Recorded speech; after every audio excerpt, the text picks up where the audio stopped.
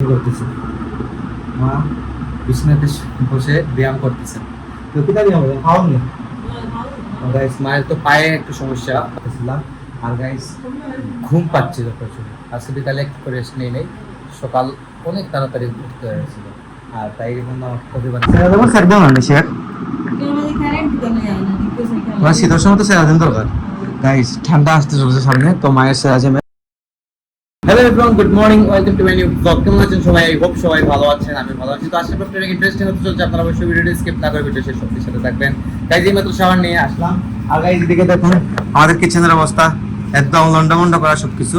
তো লন্ডমন্ড করার কারণ হচ্ছে যে গতকালকে রাত্রে তেলাপোকার ওষুধ দেওয়া হয়েছিল সারা ঘরে, তো একদম চিপায় চাপায় খানাটা না একবারে ভরে তেলাপোকার ওষুধ দেওয়া হয়েছিল, কারণ তেলাপোকার উপদ্রবটা গাইস এদিকে একটু বেড়ে গেছে। আর এটা তো নিস্তালা কারণে একটু তেলাপোকা বেশি হয়, তো এটা বুঝতে পারলাম এখানে আসার পর।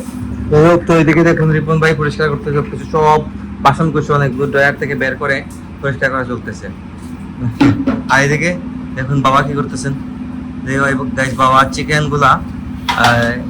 চিকেন কাটতেছেন, বাবা হেল্প করতেছেন মারে।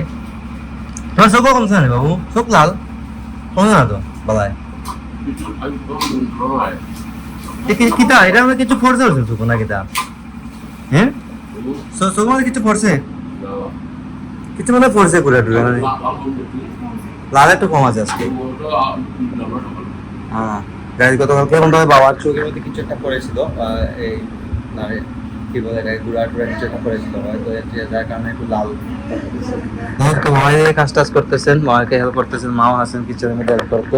আর এটা হচ্ছে গাইস আমার পোস্ট ওয়ার্কআউট মিল, এর মধ্যে গাইস অনেক কিছু আছে। তো কি কি আছে এটা তো অনেক প্রায়ই বলি আপনাদেরকে। যাই হোক, আর বাইরে গাইস প্রচন্ড নয়েজ, বাইরে গাইস বাইরে কাজ চলতেছে, এই দেখুন ইট ভাঙার কাজ চলতেছে, হয়তো ঢালাইয়ের কাজ চলতেছে এদিকে। দ্যাটস ওয়াই এদিকে আমাদের ঘরের জানালার সামনে জেনারেটর রাখা হয়েছে, আর রাখার কারণে নয়েজের কারণে গাইস ঘরে টিকা যাচ্ছে না। আর আপনারা দেখতেই পাচ্ছেন, এই দেখুন হয়তো ঢালাইয়ের কাজ চলতেছে, উপরে ওই দেখুন ঢালাইয়ের কাজ চলতেছে সাইডের বাসায়। তো গাইস যতদিন পর্যন্ত বিল্ডিং গুলোর কাজ শেষ হচ্ছে না ততদিন পর্যন্ত আমাদের শান্তি থাকা যাবে, বুঝতেই পারছো কথা। মাথাটা একদম মানে পেন শুরু হয়ে যায় মাথাতে এই শব্দের কারণে। আশেপাশে আমাদের পিছনের বিল্ডিং এর কাজ চলছে, সামনের বিল্ডিং এর কাজ চলছে, চারিদিকে শুধু বিল্ডিং এর কাজই চলতেছে। তো কি করবো, কিছু করার নেই, স্যাক্রিফাইস তো করতেই হবে। আমরা যখন বাসা তৈরি করেছিলাম তখন অন্য লোকেরাও স্যাক্রিফাইস করেছিল, তো তখন এখন আমাদেরও করতে হবে। গাইজ আজকে সারাদিন এতটাই ব্যস্ত ছিলাম যে কি বলবো, এখন বেজে গেছে 5:15, মানে আমি 5টার সময় বাসায় আসছি লাঞ্চ করতে, কারণ দোকানে সারাদিন আমার একা থাকতে হয়েছিল। আমাদের দোকানের ম্যানেজার সাহেব উনি আজকে ছুটিতে গেছেন, তো ছুটিতে বলতে কি হাফ ডে ছুটি আর কি, চলে আসবেন কিছুক্ষণের মধ্যেই। তো আর বাবা এদিকে আজকে রেস্ট করতেছেন, কারণ বাবা আজকে শরীরটা তেমন একটা ভালো লাগতেছে না, বলতেছেন তো যাবেন না দোকানে আজকে। তো বেজে গেছে দেখায় কয়টা, দেখুন 5:20, অলরেডি 5:20 বাজে, বিকাল 5:20 আমি মাত্র খেয়ে উঠলাম। দোকান থেকে এসে খাওয়া দাওয়া করে নিয়েছি। শ্যুট নেওয়ার কোনো স্কোপই ছিল না, গেছে অনেক ব্যস্ত, কী বলবো আপনাদেরকে, খুবই ব্যস্ত।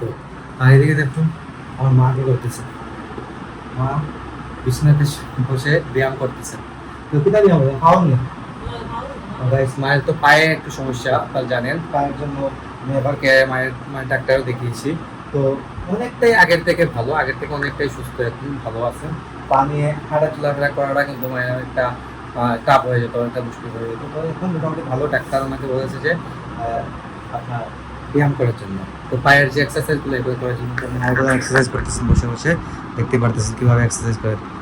দেখাচ্ছেন এই যে এরকম পাটা লাগানো সবসময় পায়ের, মানে পায়ের গোড়ালি থেকে শুরু করে আঁঠু পর্যন্ত, মানে গোড়ালিতে গাইস, গোড়ালিতে ওই যে পা দিয়ে ওই যে মানে হাঁটতে পারেন না, মানে পা ফেললেই যে হাঁটতে একটা গোড়ালিতে একটা প্রবলেম ছিল, গোড়ালির প্রবলেমটা আমার শেষ তোমার গাইস।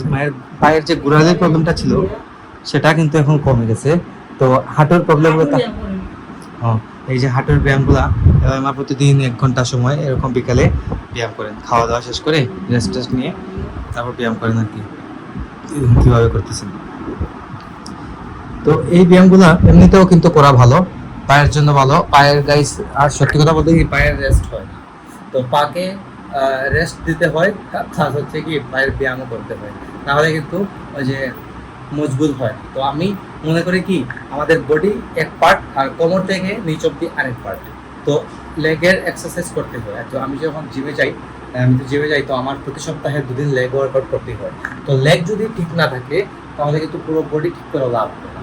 তো আগে পাটা ঠিক করতে হবে, কারণ কোমর থেকে পা অব্দি আপনার শরীরকে চলার জন্য শরীরটাকে চালানোর জন্য কোমর থেকে পা অব্দি ঠিক রাখা জরুরি। তো হাঁটতে হলে, চলতে হলে, দৌড়াতে হলে অ্যাটলিস্ট পা ঠিক থাকতে হবে। তো দ্যাটস ওয়াই পায়ের ব্যায়াম করতেছে। পায়ের ব্যায়াম সচরাচর কারোই করা হয় না, খুব কম করা হয়। তো আর পায়ের ব্যায়ামগুলো খুবই আসলে কি বলবো, যন্ত্রণাদায়ক। জিমে গেলে কি হয়, লেগ ওয়ার্কআউটটা স্কিপ হয়ে যায়। সবার ক্ষেত্রে দেখেছি স্কিপ হচ্ছে, আমারও আগে স্কিপ হতো, কিন্তু গাইস এই স্কিপগুলো করা যাবে না। অ্যাটলিস্ট কিছু যদি না করেন এক্সারসাইজ, তাহলে কিন্তু লেগের এক্সারসাইজ কিন্তু করা জরুরি। লেগের এক্সারসাইজ অ্যাটলিস্ট করতে হয় নিজে চলাফেরা করার জন্য, ঠিক থাকার জন্য। তো মা এগুলা করতেছেন এখন নিয়মিত রেগুলার করেন, মানে আজ অনেকদিন থেকেই করেন। বিকালে আমি হয়তো দেখাই না আপনাদেরকে, কিন্তু আজকে দেখিয়ে দিলাম। যেমন স্যার দেওয়া না শেয়ার